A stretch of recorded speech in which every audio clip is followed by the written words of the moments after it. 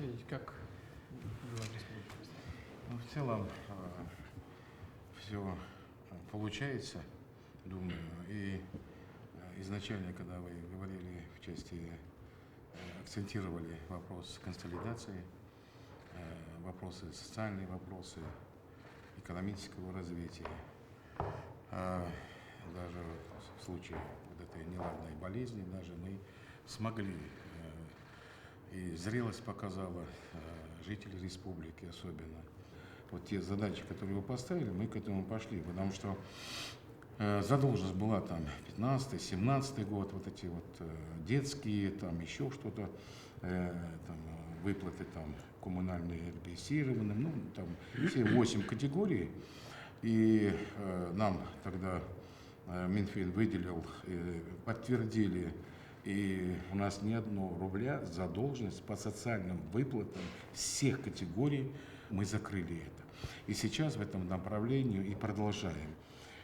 И вот, касающийся социальных вопросов, очень большое Министерство труда мы сделали, построили здание для ветеранов войны, для престарелых по Минтруду, по программе. И я сам туда выезжал, открывали мы его, то есть там первый-второй этаж, все медицинские услуги, имеется в виду направленность санаторной, курортной направленности, и очень хорошие палаты.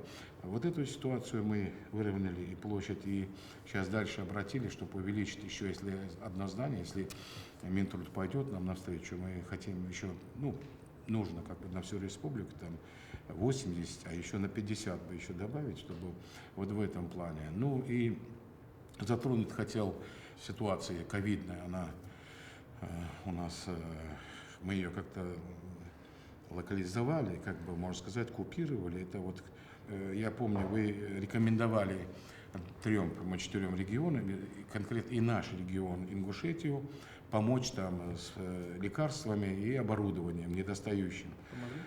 Помогли. Ил-76 в Ингушетии в аэропорту сел. Вот. Это была, в общем, большая такая помощь. И с ними же прилетели еще бригады специалистов. И вот то поручение, которое вы давали, оно еще до этого, Михаил Альбертович, он еще прислал по 2 бригады, потому что у нас изначально не было инфекционной больницы вообще, а было отделение только. И врачей, и специалистов у нас не было. И я благодарен Министерству здравоохранения, что они семинары проводили, они по 3-4 недели у нас были, и прям ходили все, одевались как положено, и проходили красную зону, Владимирович, и проводили там семинары, прямо на пальцах подтягивали наших.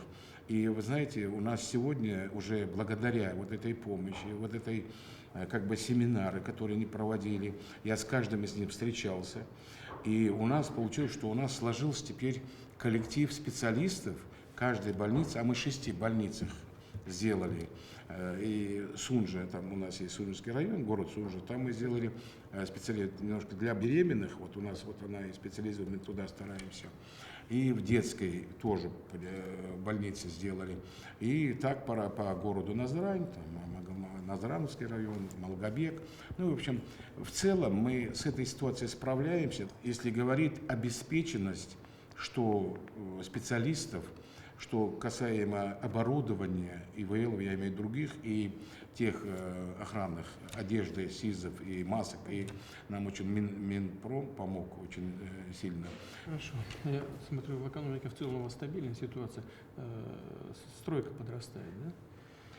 Вы знаете, у нас стройка подрастает, но ввиду того, что у нас малоземелье, и сейчас мы должны, ну, выработали мы с правительством линию такую, строительство поднять, но вот это, то есть если мы не будем строить высокоэтажные дома, многоэтажные дома, то индивидуально жилые выделять земли, то у нас не получится. Но когда мы сейчас запланировали и хотим это сделать, мы пришли с проблемой воды, это как на Кавказе, и водоотведение.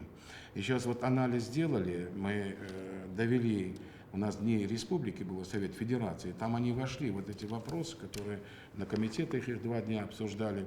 Минстрой, конечно, спрашивает там, ну, рост там, строительства, но реально, если у нас не будет, понятно, водоотведения, а там только в Магасе и в Назране, немножко в Малгобеке, и то это очень устаревшие вещи.